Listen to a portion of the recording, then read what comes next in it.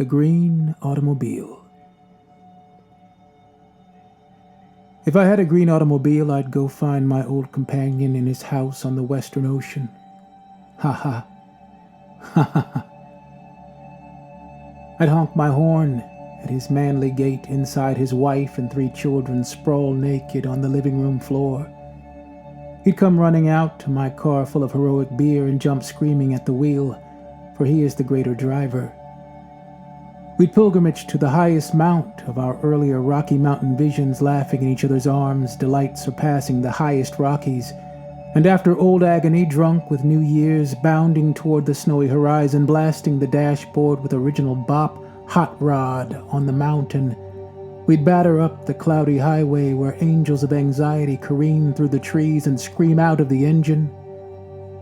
We'd burn all night on the Jack Pine Peak, seen from Denver in the summer dark, forest like unnatural radiance illuminating the mountaintop. Childhood, youth time, age, and eternity would open like sweet trees in the nights of another spring and dumbfound us with love. For we can see together the beauty of souls hidden like diamonds in the clock of the world. Like Chinese magicians can confound the immortals with our intellectuality hidden in the mist. In the green automobile which I have invented, imagined, envisioned on the roads of the world, more real than the engine on a track in the desert, purer than Greyhound and swifter than physical jet plane, Denver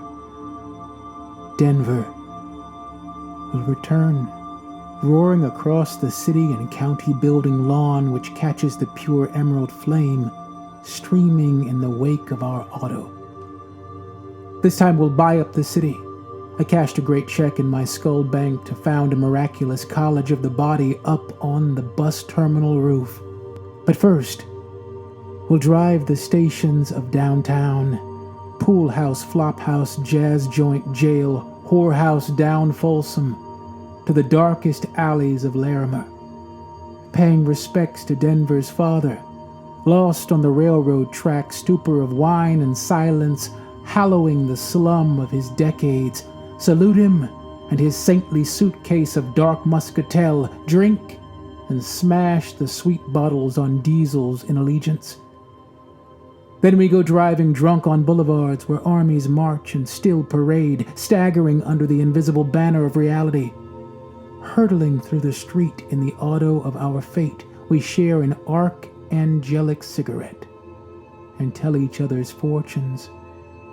Fames of supernatural illumination, bleak, rainy gaps of time, great art learned in desolation, and we beat apart after 6 decades. And on an asphalt crossroad, deal with each other in princely gentleness once more, recalling famous dead talks of other cities. The windshield's full of tears, rain wets our naked breasts. We kneel together in the shade amid the traffic of night in paradise, and now renew the solitary vow we made each other take in Texas once. I can't inscribe here. How many Saturday nights will be made drunken by this legend? How will young Denver come to mourn her forgotten sexual angel? How many boys will strike the black piano in imitation of the excess of a native saint? Will girls fall wanton under his specter in the high schools of melancholy night? While all the time in eternity, in the wan light of this poem's radio, we'll sit behind forgotten shades, hearkening the lost jazz of all Saturdays. Kneel. We'll be heroes now. In a war between our cocks and time, let's be the angels of the world's desire and take the world to bed with us before we die. Sleeping alone or with companion, girl or fairy, sheep or dream, I'll fail of lack love. You, satiety. All men fall. Our fathers fell before, but resurrecting that lost flesh, is but a moment's work of mind, and ageless moments to love in the imagination. Memorial built out of our own bodies, consumed by the invisible poem, will shudder in Denver and endure, though blood and wrinkles blind our eyes. So this green automobile, I give you in flight a present from my imagination. We will go riding over the Rockies, we'll go on riding all night long until dawn.